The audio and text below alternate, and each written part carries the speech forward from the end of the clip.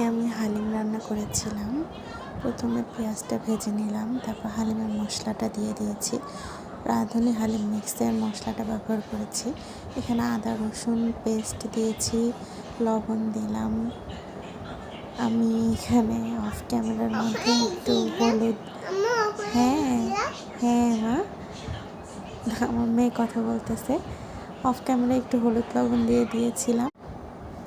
তারপর গরুর মাংস দিয়ে দিলাম। এখানে প্রায় 1 কেজির মতো গরুর মাংস ছিল। আর এই তো নাড়াচাড়া করতেছি। এটা বেশ কিছুক্ষণ কষিয়ে নিতে হবে, যতক্ষণ না একটু এটা 50% সিদ্ধ হয়ে যাবে। তারপর ভিজিয়ে রাখা যেটা হালিম মিক্সের মধ্যে ডালের প্যাকেটটা থাকে, সেই প্যাকেটটা দিয়ে দিলাম। দিয়ে দেওয়ার পর নেড়ে চেড়ে কিছুক্ষণ কষিয়ে নিয়েছি। নেওয়ার পরে এখন আমি বেশ খানিকটা পানি দিয়ে দেব। পানি দিয়ে তারপর রাঁধুনি হালিম মিক্সের একটু মশলাটা বাকি ছিল, ওটাও দিয়ে দিলাম। দিয়ে তো নাড়াচাড়া করে নিচ্ছি, পানি অ্যাড করে দিচ্ছি।